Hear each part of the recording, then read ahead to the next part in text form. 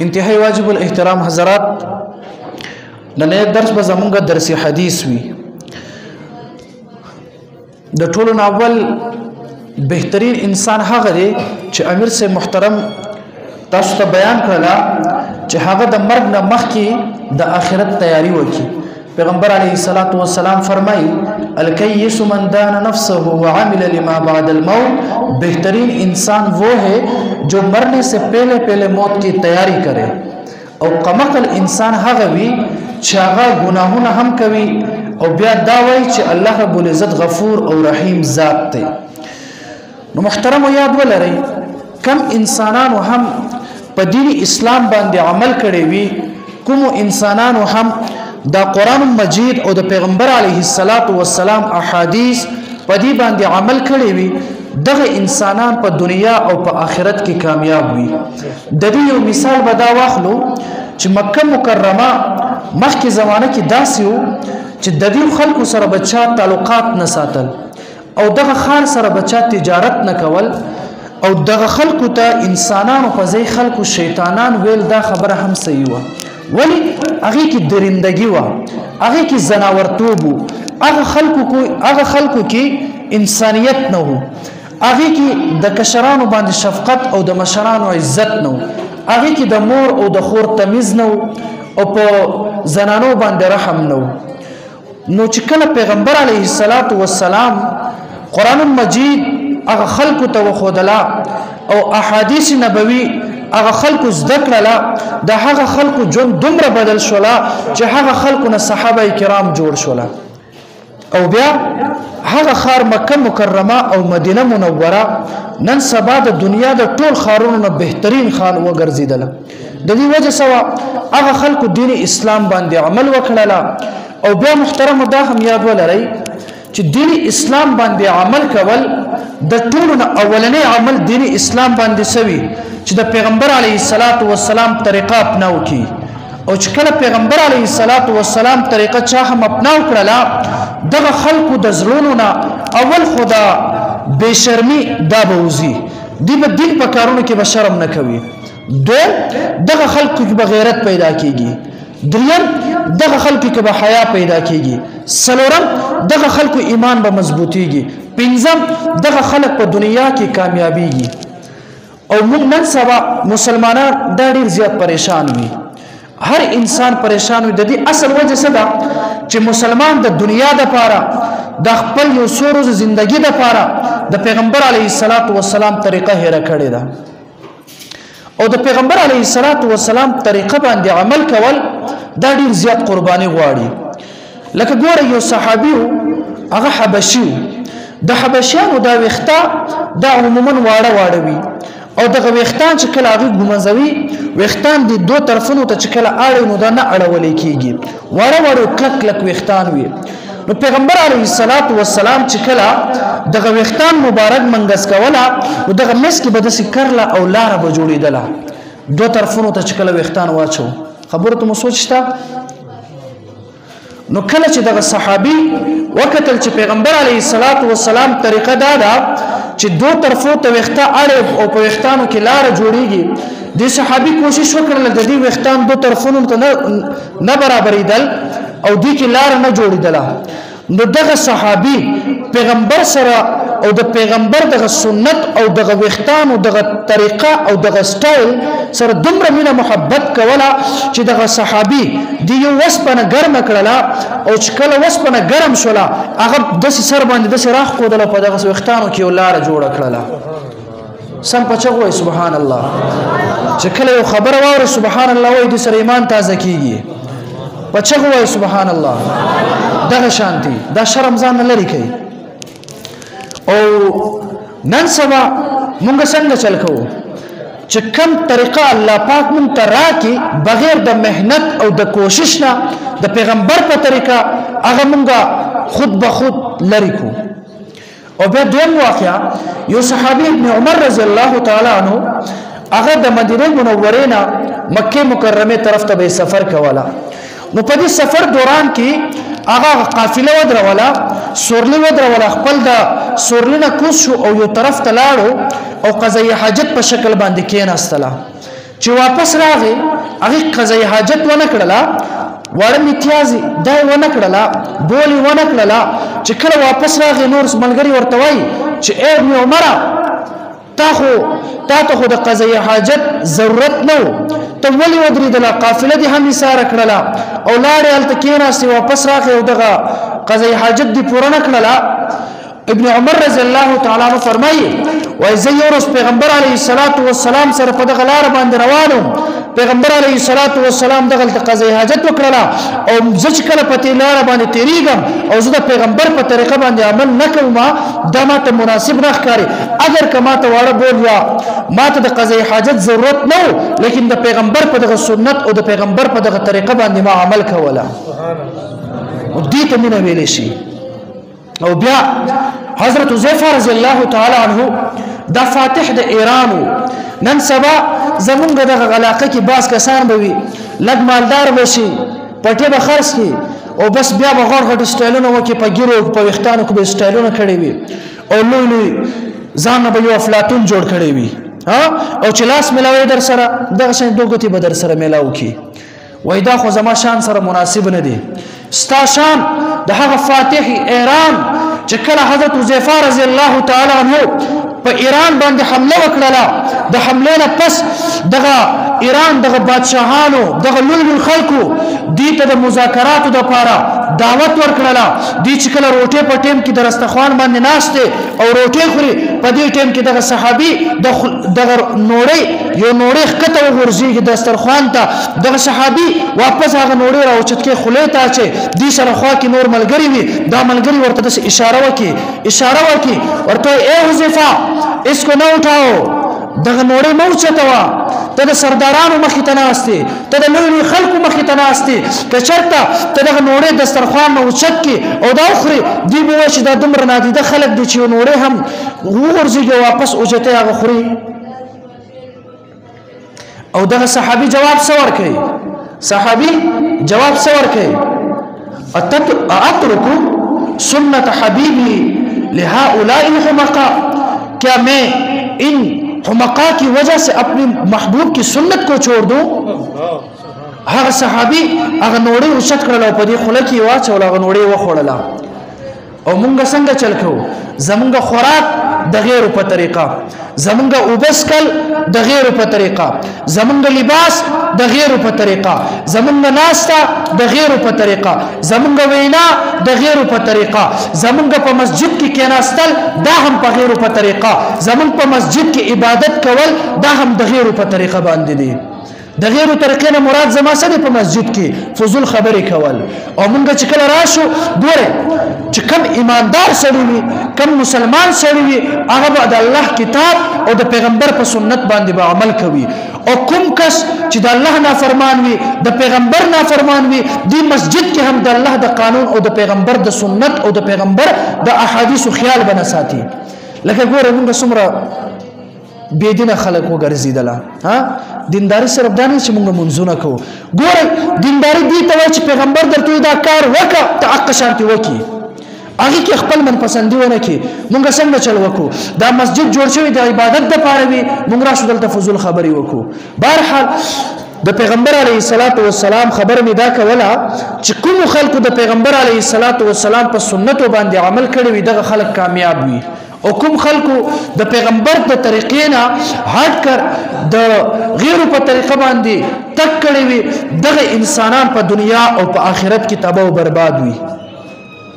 پرون یو ملګری سوال وکړو چې د کوم ملګرو سوالات وي ان شاء الله تاسو تاسو وکړئ جوابات به ټول ملګرو ته مخې ته کیږي چې ډېر ملګرو فائدہ وکړي پرون یو ملګری سوال وکړو چې آیا دغه ګیره پر خوستل دا په شریعت کې څه حکم لري یو خبره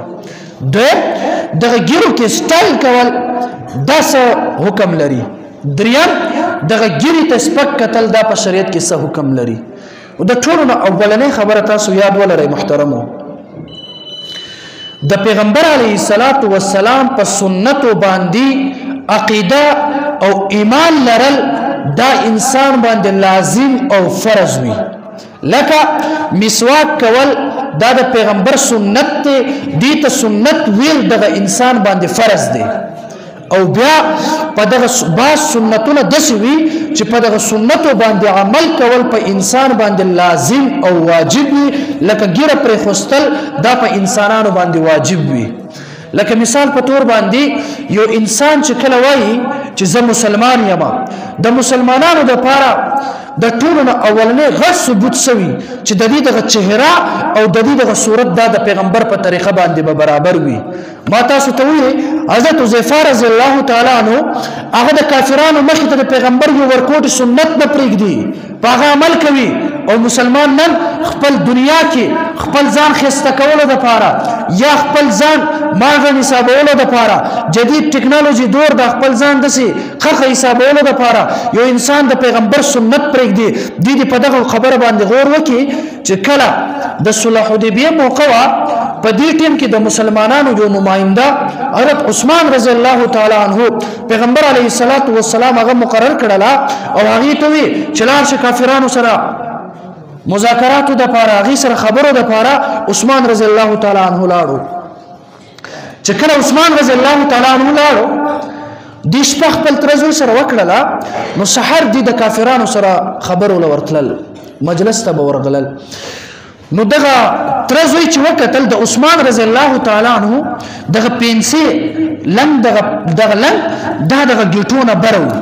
دغه کس ورته وای چې عثمانه ته د کفارو سردارانو خالزي ته یو اهم خبره د پاره رواني دغه پینسي کته کا په دغه مکه کې چې د چا پینسي اوچته وي دا خلک سپک ښکاری او دا غریبانان وي دغه خلکو سه حیثیت نه وي او د چا پینسي چې دغه گیټونه ښکته وي دغه خلک او خياران ګړل شي دا خلک دسي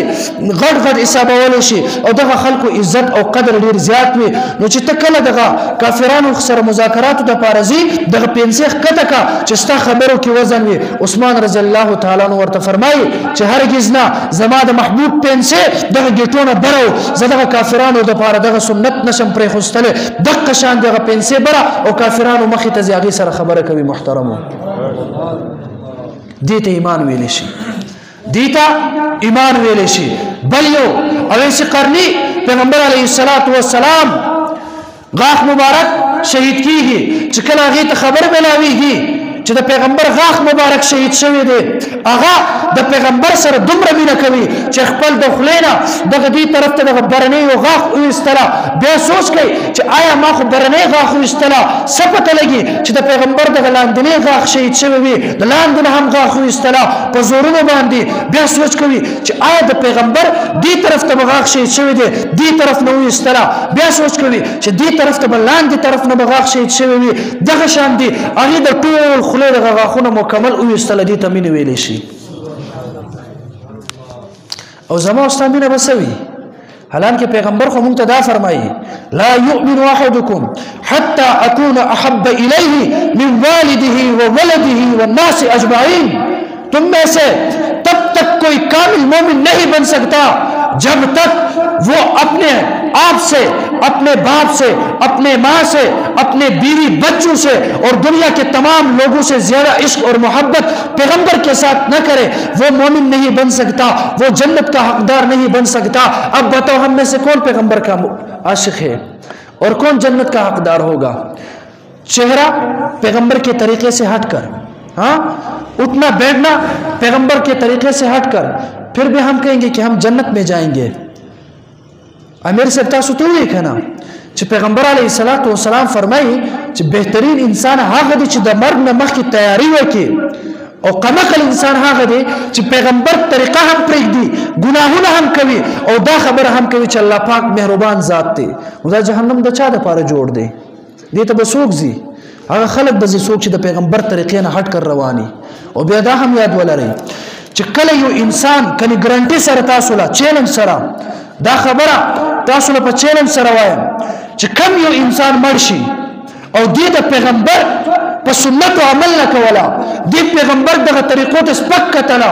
او دې په دغه ګیرو کې سټایلونه کولا لار شي د مرګ نه پس دغه انسان قبر کولاو کوي دغه انسان دغه مخ دا به د قبله نه اړول شي وي د دې دغه مخ د قبله طرف ته نه وي کني زما تاسو ټول د چیلنج دی کداغه علاقې کې وسم د یو کس مر شوی وي لا شي قبر کولاو کوي هغه دغه مخ د قبله نه ګرځیدلې وي د پیغمبر سنت پر خوستل دا دومره معمولی خبره نه ده او بیا د یو پیغمبر هم نه کنه 1,24,000 کم و بیش پیغمبران راغل په مخ باندې ګیره صحابه کرام په مخ باندې ګیره او بیا باز خلک داسې وي چې هغې ډوپلیکیټ مولیان نه وي لیکن اسې ځان نه مولا جوړ کړی وي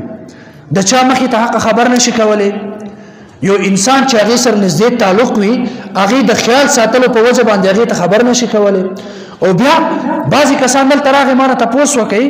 ما ته وایي چې فلانکي مولا نه ما پوښتنه وکړله هغه ویل چې دا ګیره دومره پرېښوستل شریعت کې دی چې 40 قدمو کې ښکاري مطلب دا ګیره په 2 نمبر ماشین باندې ووهه خو چې لرې نه ښکاري دا به مولا وي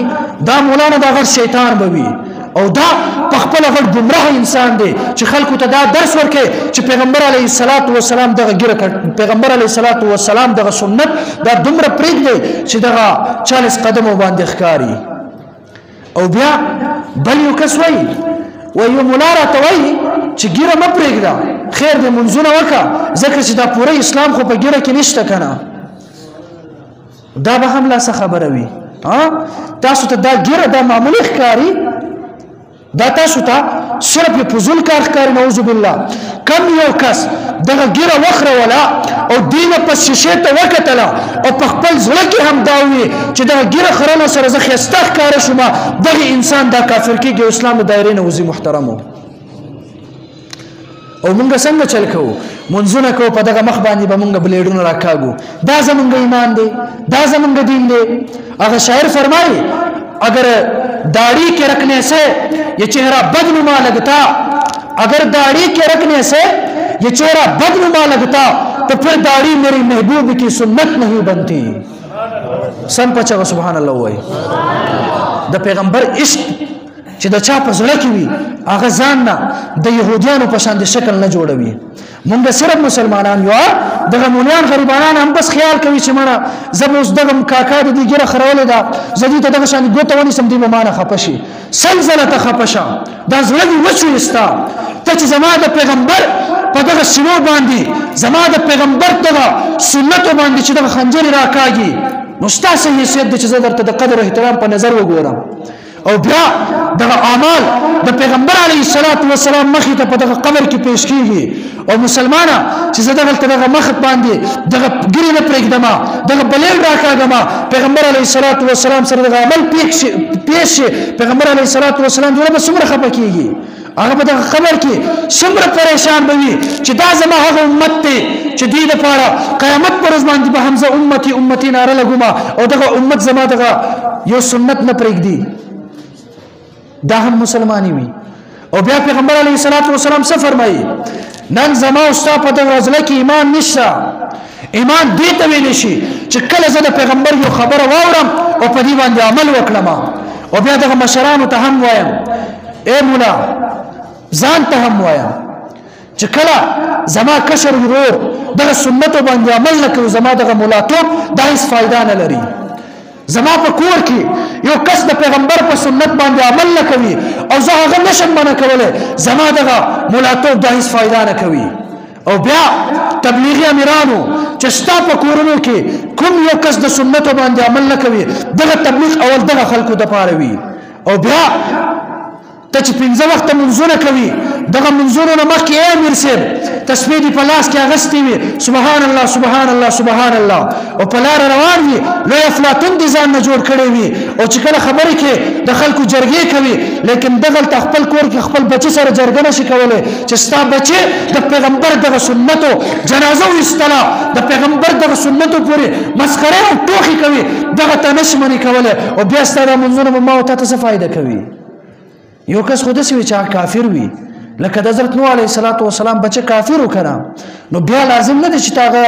ته د مونځ دعوت ورکړي هغه ایمان نه راوړي د ابراهیم علیه الصلاة والسلام پلار کافر و د پیغمبر علیه الصلاة والسلام تر ابو لهب ابو جهل ابو طالب دوی خو د اسلام دایره نه بهر وکنه لیکن موږ خو مسلمانان یو کنه هغه اسلام څه شو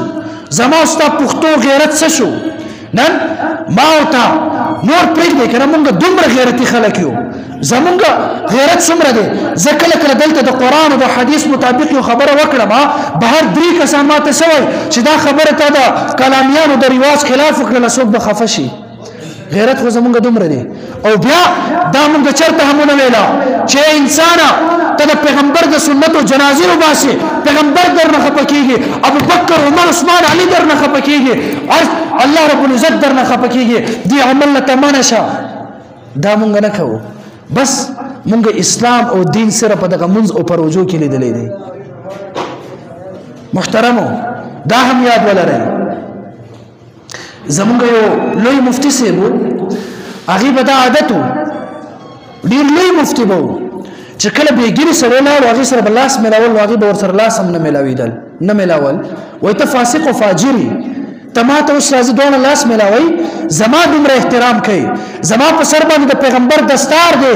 لیکن د هغه پیغمبر دستار په وجه ته زما احترام کوي او په خپله د پیغمبر د سنتو جنازې وباسي دا تا کې دوګلاپن او منافقت دی اگر شاعر وای دو رنگی چھوڑ کر یک رنگ ہو جا دو رنگی چھوڑ کر یک رنگ ہو جا یا سراسر موم ہو جا یا سرسنگ ہو جا یا خو پورا مسلمان شا یا خو د پیغمبر امتی ځان ته وایا او یا ښکاره اعلان وکړه چې پیغمبر نه منم قرآن نه منم پیغمبر نه منل سوي د پیغمبر حکم خلاف کار کول نو محترمو د سنتو خیال وساتئ دغه ژوند دا پاتې دی دغه دنیا دا پاتې دی او خصوصا چې څومره مشران دغلته ناست دي تاسو ته هم وایم دغه معاشره کې بعض ملګري په دغه ګیرو کې سټایلونه کوي دغه ګیرو کې د یهودیانو غوندې کې سټایلونه کوي او د پیغمبر علیه الصلاۃ والسلام ته ډېر زیات تکلیف او ډېر زیات درد او دک ورکوي زما د الله په ذات قسم چې کله دغه مسلمان دغه عمل چې پیغمبر علیه الصلاۃ والسلام ته پیش شي چې پیغمبره دا ستا هغه امتی دی چې تا د دې لپاره دعاګانې کول دا ستا هغه امتی دی چې ته په خپل امت باندې به فخر کوي او دا وګوره ستا دغه امتي ته دغه سنت سره څومره مسخرې او ټوخې کړې دي مسلمانه لږ سوچ وکړو لږ ډېر نه صرف دومره سوچ وکړو ګورئ صرف آخرنۍ خبره واورئ چې کله د فرعون لښکر هغه تباه و برباد شوله ټول کافران تباه کړل الله پاک غرق کړله یو کس منافق سامري ورته ویلی شي هغه انسان د فرعون نه هم زیات مسلمانانو د موسی علیه السلام د پاره او د هغه ایمان لرونکو د پاره خطرناکو لیکن الله پاک هغه انسان هغه منافق الله پاک د هغه غر کېدو نه بچ کړله هغه انسان چې کله بچ شوله بعض کتابو لیکلی دی چې موسی علیه السلام الله پاک ته وفرمیل چې الله پاکه دغه انسان خو کافر دی که نه دا خو منافق دی دوی خو موږ ته ډېر زیات تکلیف ورکوي دوی خو دغه ایمان لرونکو دپاره ډېر زیات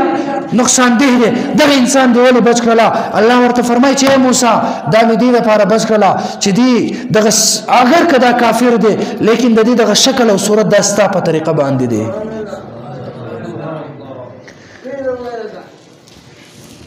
اسې سوچ وکړو مونږ کم طرف ته روان یو لکه مونږ به د الله په دربار کې نه ودرېږو مونږ سره به حساب کتاب نه کېږي محترمو یاد ولرئ فاینل خبره دا زما خو به ذاتي خود دغه رایه ده چې کم یو انسان د پیغمبر د سنتو جنازې وباسي د پیغمبر د سنتو پورې مسخره او ټوخي کوي مولیانو ته هم زه وایم چې کله دغه شان یو انسان مړ شي د دې جنازه مه کوئ چې نورو خلکو ته عبرت نشان وګرځېږي دغه خلکو غم خادو ته مه ځئ چې نور انسان زما به ذاتي خود دقه رایه ده او په خپله الحمدلله داسې کومه چې کم یو انسان په دغه روژه کې هم د مسلمان دعوت قبلول دا واجب وي لیکن ما ته که چېرته داسې یو انسان دعوت راکوي چې په مخ باندې د پیغمبر دغه سنتو جنازه ویستلی وي او په مخ باندې د پیغمبر سنت نه وي زه له هغه انسان دعوت نه قبلومه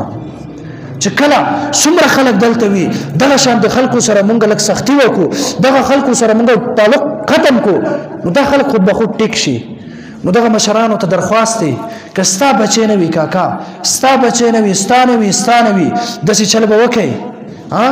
یو کس وي هغه په دغه ګیرو کې سټایل کوي 3-4 مشران لاړ شي هغه پلار سره ملاو شي په خه طریقې سره هغه ماشوم سره ملاو شي چې بچیا نه پوهیږي تباہی طرف ته روان دي جهنم طرف ته ځي پیغمبر طریقه دی پرې خوستله هغه پلار مخې ته کېنه هغه ته جرګه وکي چې کاکا د پیغمبر د سنتو جنازې نور مو باسي نور د پیغمبر د سنتو پورې ټوخي مکوي کو به ان شاء الله دسي څوک به دغه شان تبلیغ کوي ګوره مونږه تبلیغیان حضرات چې کله مونږ تبلیغ کوو مونږ خلق دا تبلیغ مقصد سوي چې خلق د جهنم نه منکو جنت طرف تراولو خلق د شیطان د لارې نه بچ کو د رحمان طرف تراولو نو دغه شانتي تاسو وګورئ مشرانو چې دغه معاشره کې په دغه علاقې کې که بازار کې هم تاسو کس ولیدله چې دغه شان د پیغمبر دغه سنتو پورې خندا کوي استایلونه کوي خیر د تانه کشر وي تاسو بدرت نشي ویلې که زه یو کس ته خبره هم وکم مانه مشر وي دین اسلام هغه قوانینو خبر نه وي زما خبر به ور باندې بد لګي تاسو ټول مشران یې هغه یو طرف ته کوي پوهه کې ورته بچیا دا کار غلط دی دا مکوه کده سي نه وي کور ته ورپسې لاړ شي جرګه وکي چې بچیا دا کار د پیغمبر د طریقې نه خلاف دی دا د سیمه کوه چې دې سره زمونږ دغه معاشره دا ټیک شي د پیغمبر تعلیمات عام شي او د يهود او د نصارا دغه طریقې ختم شي الله رب العزت دې مونږ ته د پیغمبر علیه الصلاۃ والسلام په طریقو باندې عمل کولو توفیق راکړي والله پاک د يهود او د نصارا د اعمال او د طریقو نه مونږ وساتي دعا وکي الحمد لله رب العالمین والصلاة والسلام على سيد الانبیاء والمرسلین یا الله پاکه مونږ ته پیغمبر علیه الصلاۃ والسلام په سنتو باندې عمل کولو توفیق راکړي یا الله پاکه د پیغمبر علیه الصلاۃ والسلام په سنتو کې چې څومره خوند او مزه او څومره لذت ته هغه مونږ ته نصیب کړي هغه مونږ ته محسوس کړي الله پاکه د پیغمبر علیه الصلاۃ والسلام په طریقه کې چې څومره کامیابی دي څومره کامرانی دي الله پاکه هغه ټول مونږ ته ښکارا کړي الله پاکه د غیر په طریقه چې څومره نقصانات ته زمونږ د سترګو دغه پټې لري کړي چې الله پاکه مونږ ته ښکارا شي الله پاک د پیغمبر علیه الصلاۃ والسلام معرفت او د خپل ذات معرفت مونږ ته نصیب کړي الله پاک د حضرت ابوبکر صدیق غوندې کې صداقت د حضرت عثمان غوندې کې عدالت او هغه شان د سخاوت مونږ ته نصیب کړي الله پاک د عمر او د علي غوندې کې غیرت او شجاعت او بهادری او مضبوط کامل ایمان مونږ ته نصیب کړي الله پاک د عمر په شان دی حق وینا کولو توفیق راکړي الله پاک د عمر په شان دی حق وینا کولو توفیق راکړي الله پاکه د عمر په شان دی د ټول دنیا مخې ته د حق आवाज اوچتولو توفیق راکړي الله پاکه د عمر په شان دی غیرت ژوند مونږ ته نصیب کړي الله پاکه زمونږ دغه وینا ستاسو لپاره زمونږ دغه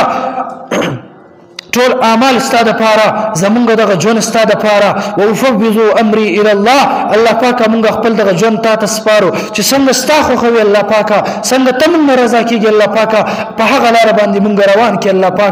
الله پاک مونږ چې کله دنیا نه زو د شهادت دغه کلمه زمونږ په جبه باندې جاری کړي چې اشهد ان لا اله الا الله واشهد ان محمدا عبده ورسوله